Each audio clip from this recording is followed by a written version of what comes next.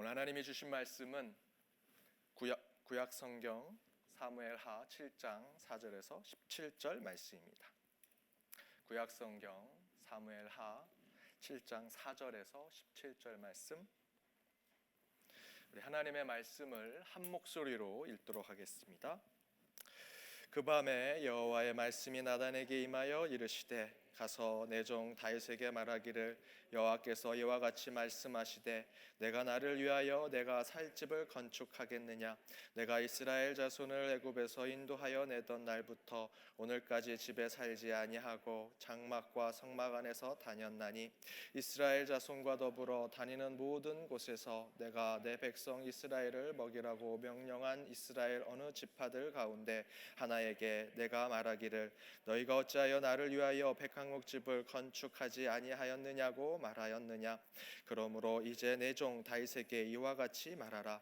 만군의 여호와께서 이와 같이 말씀하시기를 내가 너를 목장 곧 양을 따르는 데에서 데려다가 내 백성 이스라엘의 주권자로 삼고 내가 가는 모든 곳에서 내가 너와 함께 있어 내 모든 원수를 내 앞에서 멸하였은즉 땅에서 위대한 자들의 이름같이 내 이름을 위대하게 만들어 주리라.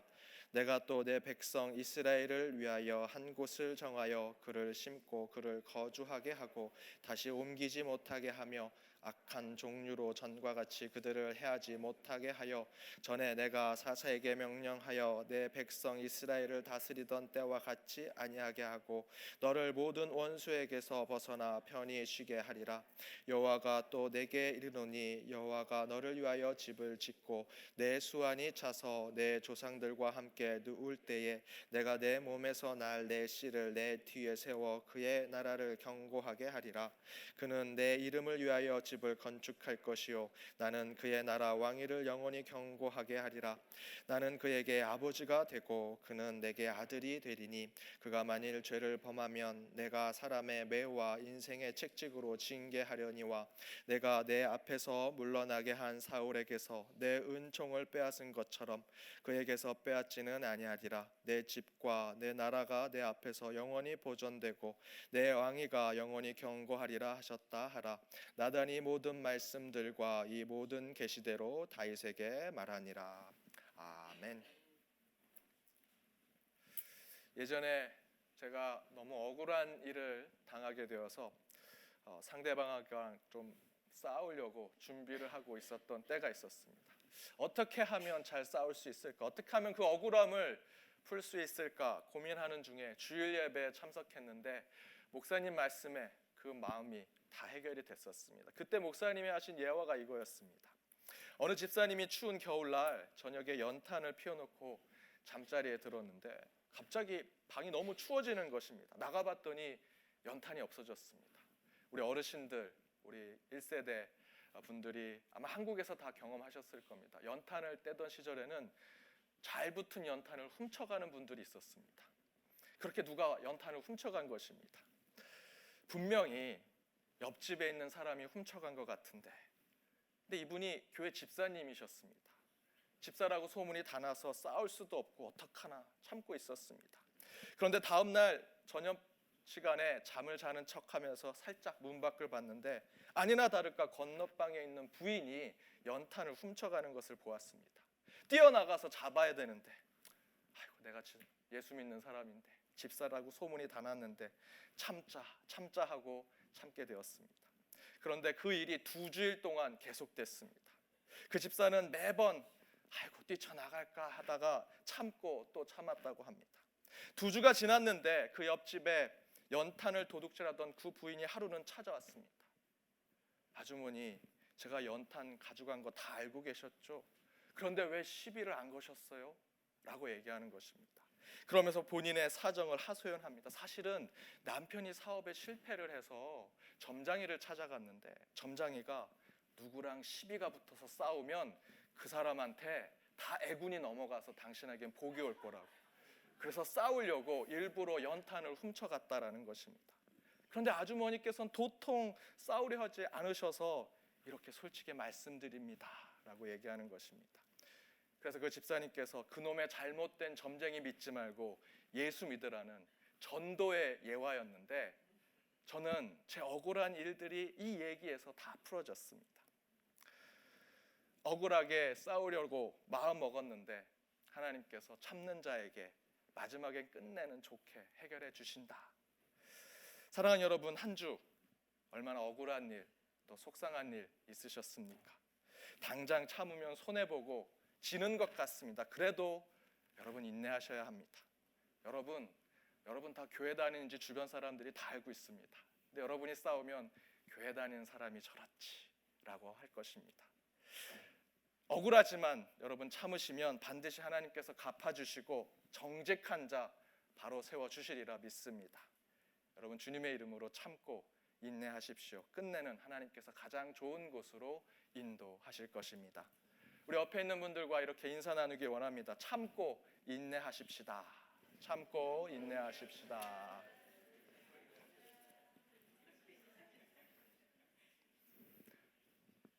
저희가 이렇게 결단해도 또 이번 주 살아갈 때 억울한 일, 또 속상한 일 생길 겁니다. 그때 여러분 참고 인내하시면 정직한 자 분명히 하나님께서 바로 세워주시리라 믿습니다. 말씀 전하도록 하겠습니다. 오늘 다윗의 사람들 7번째 말씀, 다윗과 나단에 대한 말씀입니다. 소제목은 하나님이 하신다라는 것입니다. 오늘 본문 길지만 함께 읽었습니다. 읽으면서 느끼는 것이지만 참 축복된 말씀이다, 은혜가 가득한 말씀이다라는 생각이 듭니다. 다시 몇 구절만 함께 읽으면 9절 말씀에 이렇게 기록되어 있습니다. 함께 읽어보겠습니다. 내가 가는 모든 곳에서 내가 너와 함께 있어 내 모든 원수를 내 앞에서 멸하였은즉 땅에서 위대한 자의 이름같이 내 이름을 위대하게 만들어 주리라. 얼마나 축복된 말씀입니까? 땅에서 위대한 자의 이름같이 저와 여러분의 이름을 위대하게 주님께서 만들어 주신다라는 것입니다. 우리 11절에서 13절 스크린을 보고 읽으시면 되겠습니다. 함께 읽겠습니다. 너를 모든 원수에게서 벗어나 편히 쉬게 하리라. 여호와가 또 내게 이르노니 여호와가 너를 위하여 집을 짓고 내 수완이 차서 내 조상들과 함께 누울 때에 내가 내 몸에서 날 내 씨를 내 뒤에 세워 그의 나라를 견고하게 하리라. 그는 내 이름을 위하여 집을 건축할 것이요 나는 그의 나라 왕위를 영원히 견고하게 하리라. 아멘. 원수에게서 벗어나게 하셔서 편하게 저희를 만들어주시고 여러분의 후손이 계속해서 하나님께서 지켜보호하시는 후손이 될 것이다. 얼마나 축복된 말씀입니까? 마지막 한 구절 우리 16절 말씀을 함께 읽겠습니다. 내 집과 내 나라가 내 앞에서 영원히 보존되고 내 왕위가 영원히 견고하리라 하셨다 하라. 아멘. 여러분의 집, 여러분의 기업이 주님께서 영원히 보존하는 곳이 될 것이다라는 축복의 말씀입니다. 참으로 은혜롭고 복된 말씀입니다. 그런데 여러분, 사실 이 말씀은 하나님께서 나단 선지자를 통해서 다윗을 꾸중하시고 훈계하시는 말씀입니다. 오늘 본문 앞구절의 1절에서 3절 말씀에 이렇게 기록되어 있습니다. 함께 읽어보겠습니다. 여호와께서 주의 모든 원수를 무찌르사 왕으로 궁에 편안히 살게 하신 때에 왕이 선지자 나단에게 이르되 볼지어다 나는 백항목 궁에 살거늘 하나님에게는 휘장 가운데 있도다. 나단이 왕께 아뢰되 여호와께서 왕과 함께 계시니 마음에 있는 모든 것을 행하소서 하리라. 바로 이 말씀이 다윗이 하나님의 성전을 짓고자 했던 간절한 마음을 보여주는 것이라고 보통 우리는 그렇게 생각을 합니다. 그렇죠? 나는 백항목에 사는데 하나님은 휘장에 계시니 내가 좋은 성전을 져야겠다라고 얘기하는 것으로 생각을 합니다. 그래서 보통 우리가 알기로는 다윗은 정말 간절한 마음으로 하나님의 성전 짓기를 기도하고 간구했는데 하나님이 막으셔서 그것을 짓지 못했다라고 생각을 합니다. 그 이야기는 반은 맞고 반은 틀립니다. 절반 맞는 것은 하나님이 막으신 것은 맞습니다.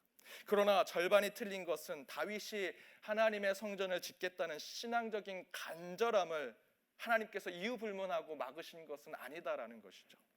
다윗은 정말 하나님의 성전이 없어서 하나님께서 머무실 곳이 너무 누추해서 간절한 마음으로 하나님을 사모하는 마음으로 꼭 그 성전을 지어드리겠다라고 표현했는가? 오늘 함께 읽었던 그 1절에서 3절 말씀 가운데 2절 말씀을 다시 읽고 또 읽어보면 다른 느낌을 받을 수 있습니다. 우리 2절을 다시 한번 읽어보겠습니다. 함께 읽겠습니다. 나는 백항목 궁에 살거늘 하나님의 궤는 휘장 가운데 있도다. 다윗이 이야기하는 것입니다. 다윗, 나는 백항목 궁에 이렇게 좋은 데 사는데 하나님의 궤는 휘장 가운데 있는구나. 제가 어투를 조금 바꿔서 얘기해 보겠습니다. 나는 이렇게 좋은 궁에 사는데 그래도 날 그렇게 도와주셨던 하나님의 집이 저렇게 누추해서 되겠느냐. 좋은 것 하나 좀 지어드리자. 마치 뭔가 큰 것을 해드리는 것처럼 다윗은 잘못된 호의를 베푸는 자의 모습을 보여주고 있는 것입니다. 누구에게? 하나님에게. 그를 끝까지 지키시고 기름 부으시고 어려움을 겪을 때 다 보호하시고 악한 세력과 원수들로부터 그를 지켜주셨던 그 하나님에게 나에게 이렇게 좋은 거 베풀어 주셨으니 하나님에게도 내가 뭔가 보상해야겠다라고 지금 다윗이 이야기하는 것입니다. 이에 대해서 유진 피터스 목사는 이렇게 해석을 합니다. 적들을 평정하고 하나님의 백성을 통합시키며 이스라엘과 유다의 충성을 손에 넣어 칭송을 한 몸에 받고 있던 다윗은 그만 성공에 취해서 이제 자신의 능력으로 하나님께 무언가 호의를 베풀겠다는 생각을 한 것입니다. 2절의 말은 나는 백항목 궁에 있고 하나님의 궤는 휘장에 있다라는 그 말은 이제 자신은 하나님보다 더 좋은 집에서 하나님보다 더 잘 살고 있으며 자신의 힘 있는 지위를 이용해 하나님을 위해 무언가 대단한 일을 해드릴 수 있다는 생각이 깔려 있는 것입니다.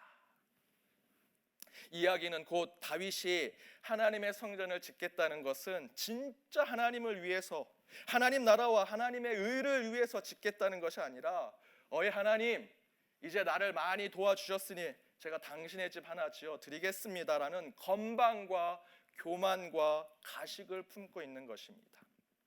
그래서 하나님이 바로 그 다윗의 뜻을 막으신 것입니다. 바로 그런 관점에서 오늘 본문을 사실 잘 읽어보면 하나님의 축복이 아닙니다. 도리어 꾸중과 훈계가 들어가 있습니다. 다윗이 내가 백항목 궁에 이렇게 좋은 곳에서 사는데 하나님의 궤가 누추한 곳에 있다면 야 이거 안 되겠네. 내가 좋은 거 지어줘야겠네. 어떻습니까? 나단 선지자 그렇게 해야겠지요 라고 말하는 것이죠. 이에 나단 선지자는 3절에서 이렇게 말합니다. 여호와께서 왕과 함께 계시니 당신의 마음대로 하시면 됩니다. 당신의 마음에 있는 것 모든 것 행하소서. 아마도 승승장구하던 다윗 왕이니 나단 선지자도 바른말 쓴소리를 할 수 없었던 것 같습니다. 그래서 나단도 아부하듯 그렇게 말하는 것입니다. 그런데 하나님의 뜻은 달랐습니다. 바로 3절 이하의 4절에서 8절까지 이렇게 얘기하십니다. 우리 함께 읽어보겠습니다. 그 밤에 여호와의 말씀이 나단에게 임하여 이르시되 가서 내 종 다윗에게 말하기를 여호와께서 이와 같이 말씀하시되 내가 나를 위하여 내가 살 집을 건축하겠느냐 내가 이스라엘 자손을 애굽에서 인도하여 내던 날부터 오늘까지 집에 살지 아니하고 장막과 성막 안에서 다녔나니 이스라엘 자손과 더불어 다니는 모든 곳에서 내가 내 백성 이스라엘을 먹이라고 명령한 이스라엘의 어느 지파들 가운데 하나에게 내가 말하기를 너희가 어찌하여 나를 위하여 백항목 집을 건축하지 아니하였느냐고 말하였느냐 그러므로 이제 내 종 다윗에게 이와 같이 말하라.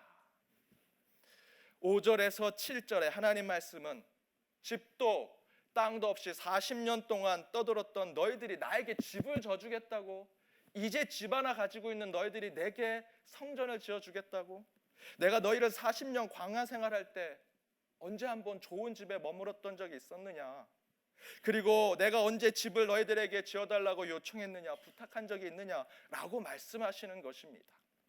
그리고 8절 이하에서 말씀하시는 것이 너희는 나를 주인으로 삼아야 된다.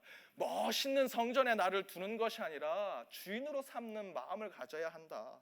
내가 너희의 나라를 견고하게 세워줄 것이다. 내 집과 내 나라가 내 앞에 영원히 보존되고 내 왕위가 영원히 견고하게 될 것이다. 그런 나를 믿는 것이 더 중요하다라고 말씀하시는 것입니다. 내용은 매우 부드럽고 신사적이지만 잘 읽어보면 다윗이 하나님 집 하나 지어드릴게요 건방 떨고 교만하게 행동한 것에 대한 하나님 방식의 꾸지람인 것입니다. 바로 그 뜻을 나단이 다윗에게 전한 내용이 바로 오늘 우리가 길게 읽었던 본문의 말씀입니다. 하지만 다윗도 왕이 되고 곧바로 교만과 건방과 가식으로 사울왕처럼 하나님께 버림받은 왕이 될 뻔했지만, 그래도 다윗이 하나님의 마음에 합당한 자로 다시 하나님 앞에 바로 설 수 있었던 것은 선지자 나단이 전한 그 하나님의 뜻을 듣고 다윗이 자신의 삶을 변화시킨 태도에서 볼 수 있습니다. 18절에 나옵니다. 오늘 본문 바로 다음 구절입니다. 함께 읽어보겠습니다. 다윗 왕이 여호와 앞에 들어가 앉아서 이르되, 다윗 왕이 여호와 앞에 들어가 앉아서 이르되, 앞에 있는 말씀이 축복과 은혜의 말씀이라면 다윗이 하나님 감사합니다, 영광 올리겠습니다 라고 얘기할 텐데, 다윗왕은 그러지 않았습니다. 그 말씀을 듣고 하나님 앞에 앉았다 기록합니다. 여기서 앉다라는 표현은 히브리어로 야슈아브라고 합니다. 거하다, 지체하다, 머물다. 실제로 이스라엘 백성은 앉아서 기도하지 않습니다. 이스라엘 백성들, 유대인들은 서서 기도합니다. 그런데 이 다윗이 앉아서 기도했다라는 뜻은 이렇게 풀이할 수 있습니다. 억지로 시간을 내어 기도 행위를 하다.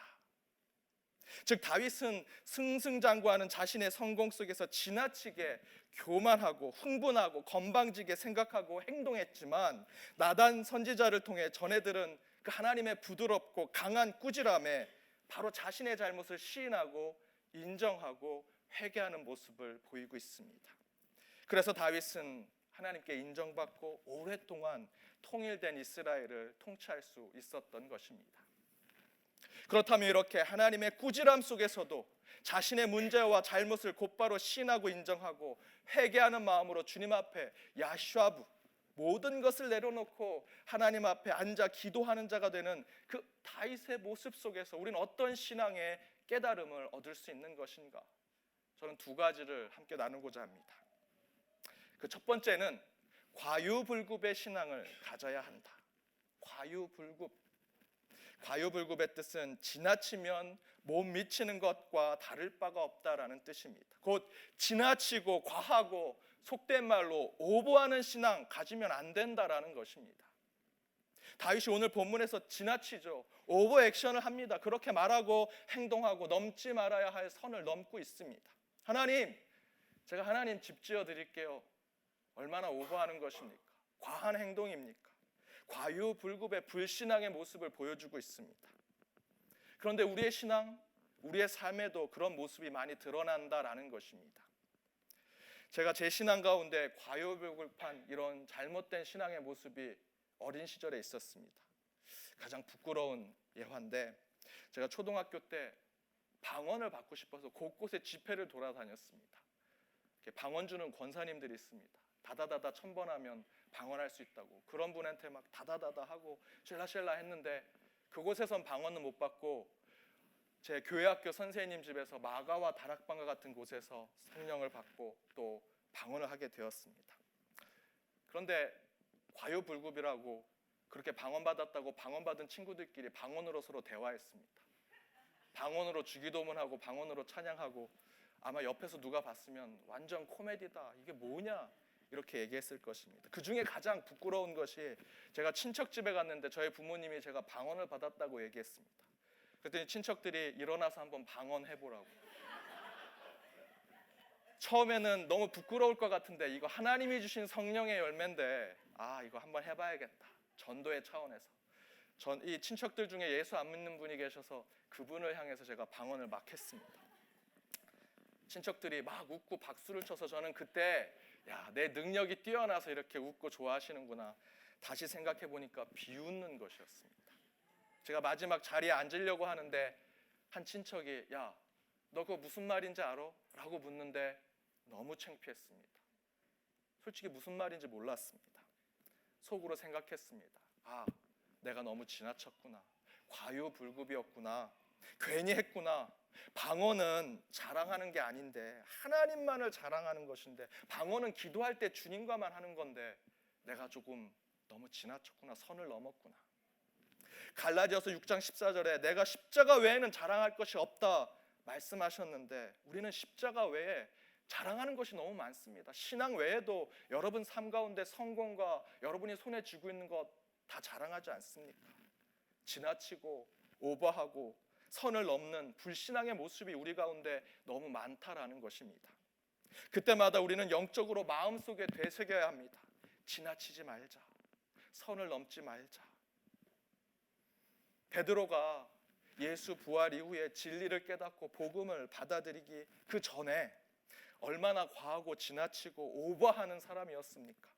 예수님이 순환을 예고하십니다. 나는 고난을 받고 이제 죽게 될 것이다. 그때 베드로가 뭐라고 얘기했냐면 예수님을 죽게 놔두지 않을 것입니다. 내가 막을 것입니다 라고 베드로가 얘기했습니다.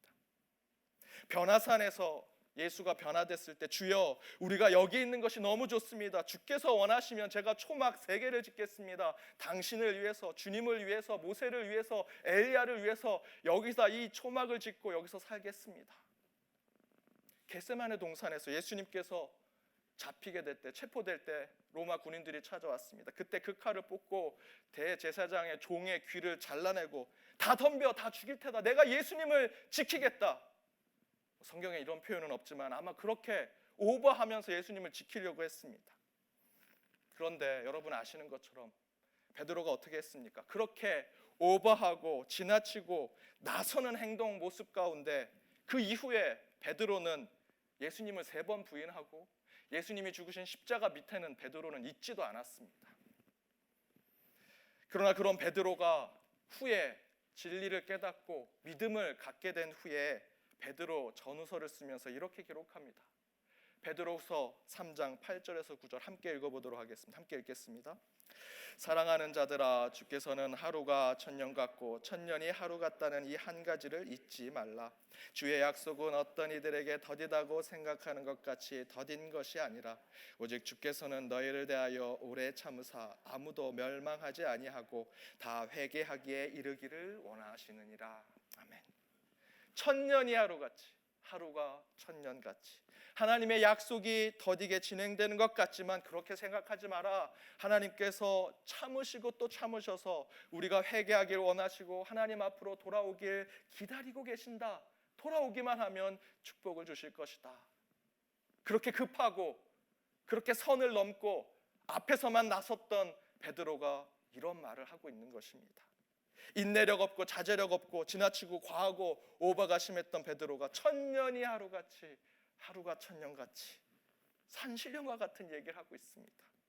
믿어지지가 않죠.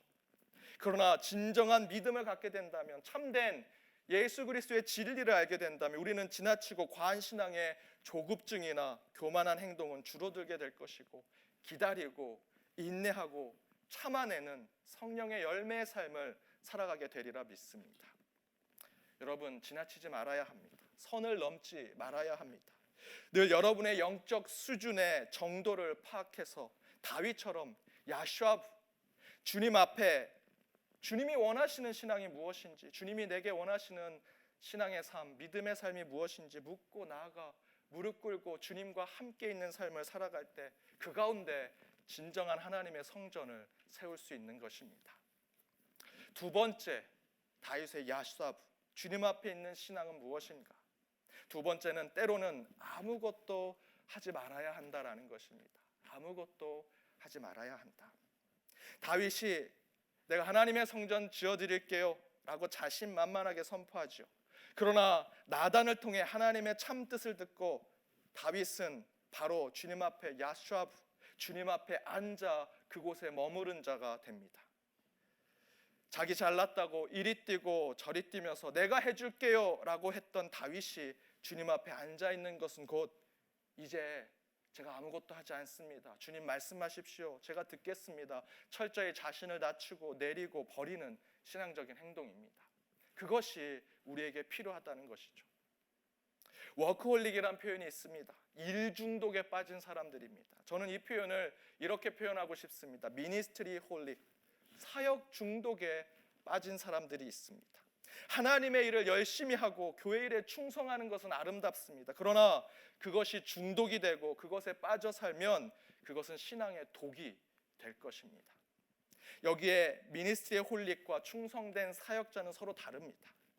미니스트리 홀릭에 빠진 사람들은 교회에서 보면 교회에서 개설한 성경 공부에 다 참석하십니다. 참석하는 건 좋은데 작년에도 계셨는데 또 참석합니다. 꼭 성경 공부를 하면 맨 앞에 앉습니다. 그리고 성경 공부할 때 꼭 목사님 옆에 앉습니다. 그런 분들이 다 그런 건 아니지만 미니스트리 홀릭에 빠진 분들은 그렇습니다. 저희 교회는 미니스트리 홀릭이 안 계십니다. 제가 성경 공부하면 맨 끝에부터 채워집니다. 오늘도 맨 앞에 비어있지 않습니까? 이런 분들은 기도 많이 하죠. 성경 공독도 많이 하십니다. 교회 일도 열심히 하십니다. 빈틈이 없습니다. 신앙 가운데 빈틈이 없습니다. 여러분, 목회자가 제일 힘들어하는 성도 중에 하나가 누군지 아십니까? 새벽 기도에 매일 나오시는 분이십니다. 목사님이 지각하면 사택에 찾아와서 문 두들기고 목사님 오실 때까지 기다리겠습니다 하고 돌아가시는 분. 그냥 하시고 가시면 되는데 꼭 기다리겠다고 하십니다. 새벽 기도 빠져야 목사도 걱정이 돼서 그분이 안 오셨는데 전화도 하고 기도도 해드리고 어디가 아프신가 상담도 할 수 있고. 그런데 매일 나오면 중보기도 못 받습니다. 그런데 꼭 미니스트리 홀릭에 빠지신 분들은 모든 거에 꽉 차게 신앙생활을 하십니다. 제가 농담처럼 그렇게 얘기했지만 실제로 미니스트리 홀릭에 빠진 분들은 빈틈이 없는 신앙생활을 하십니다. 여러분, 그런 분들은 목회자만 불편해하는 것이 아니라 하나님도 그런 사람을 불편해합니다. 왜 그런지 아십니까? 그렇게 꽉 채워서 워크홀릭처럼 교회 생활하고 신앙생활하면 그분들에겐 하나님이 필요 없기 때문입니다. 그런 분은 하나님도 정죄 대상이 됩니다. 하나님, 제가 새벽기도 다 드리고 예배 다 드리고 성경 공부도 다 하고 정말 꽉 차게 교회 생활 이렇게 열심히 했는데 저렇게 설렁설렁하는 김집사, 박권사, 왜 저런 분들, 저런 신앙인들은 축복받고 은혜 받는데 왜 저는 그런 거 안 주십니까? 그렇게 하면서 하나님 원망하고 하나님 정죄하시는 분들이 미니스트리 홀릭에 빠지신 분들입니다. 그런 분들은 언젠가 반드시 다윗이 들었던 이 나단의 충고를 듣게 될 것입니다. 그래서 우리는 다윗처럼 지나치게 꽉 채워가는 신앙의 삶에서 벗어나고 18절의 다윗처럼 하던 일을 멈추고 주님 앞에 무릎 꿇고 그곳에 앉아 주님의 음성을 듣는 준비를 해야 합니다. 미니스트리 홀릭의 대조에서 충성된 신앙인은 동분서주 사역하지 않습니다. 때로는 멈추고 때로는 기도하고 야슈아 주님 앞에 머물러 있기도 하고 교회와 현재 사역하는 자리에서 때로는 제3자의 자리에 있어 보기도 하고 또한 누군가를 도와주고 도움을 청하고 세상을 향해서 손을 뻗는 그런 사역을 합니다. 다시 하나님이 주시는 재충전의 힘으로 사역의 자리로 돌아오면 그 사역을 2배, 3배로 열심히 하시는 분들, 바로 그런 분들이 건강한 충성된 그리스도인의 모습입니다. 그러나 실제로 현대 그리스도인들이 걱정하는 것 중에 하나가 내가 하나님의 일을 너무 적게 해서 복을 덜 받나 라는 걱정을 한다고 합니다. 그러나 여러분 기억하십시오. 우리 하나님은 우리가 하나님을 위해 뭔가 일을 한다고 나설 때보다 도리어 하나님을 위해 내 할 일을 줄이고 적게 하면 할수록 하나님이 우리를 위해 더 많은 일을 하신다라는 것, 여러분 그걸 기억하셔야 합니다. 여러분 멈추십시오. 지금 그 자리에서 여러분 스탑하십시오. 그때 우리 주님께서 하나님의 일을 시작하실 것입니다. 여러분의 야슈아브를 실천하십시오. 그곳에서부터 하나님의 기적과 능력을 체험하게 되실 것입니다. 바로 이런 야슈아브의 신앙에 대해서 유진 피터스 목사님은 이런 영적 지혜를 우리에게 나누고 있습니다. 제가 읽어드리겠습니다. 때로는 하나님을 위해 무언가 하는 것보다 하지 않는 것이 훨씬 더 중요합니다. 우리가 자신만만할 때는 즉 아는 것이 많고 하는 일이 잘 풀리고 사람들이 우리를 추켜 세울 때는 마치 우리가 세계의 시작이요 중심이요 끝인 양 상상하기 쉽습니다. 이럴 때 우리에게는 선지자의 간섭이 필요합니다. 나단이 필요합니다. 무엇을 하는 중이건 우리는 그것을 그만두고 자리에 가만 앉을 필요가 있습니다. 그렇게 앉을 때 우리가 그간 달려가느냐 일으켰던 먼지가 가라앉을 것입니다. 이를 버리느냐 일으켰던 소음이 사라질 것입니다. 우리는 비로소 진짜 세계, 즉 하나님의 세계를 알아보게 될 것입니다.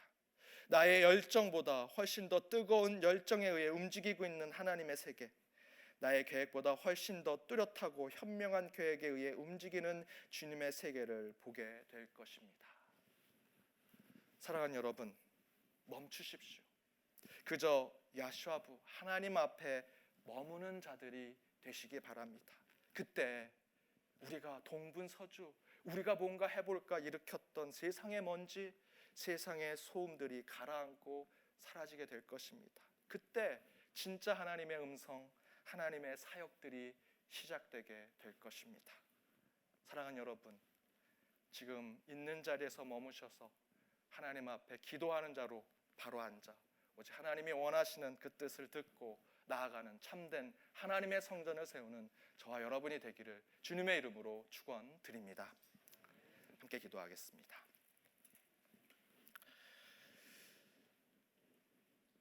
우리에게 말씀을 허락하신 주님, 이 모든 말씀을 통해 주님의 모습을 돌아봅니다. 혹시 다윗처럼 지나치게 자신만만하진 않은지, 하나님이 주신 성공과 축복에 마치 그것이 내가 이룬 것처럼 교만하거나 헛된 마음을 품고 살고 있지는 않은지, 그때마다 오늘 나단 선지자가 전한 하나님의 부드러운 충고를 잊지 않게 하여 주옵소서. 신앙에 지나침이 없게 하여 주옵소서. 교만하거나 과하지 않게 하여 주옵소서.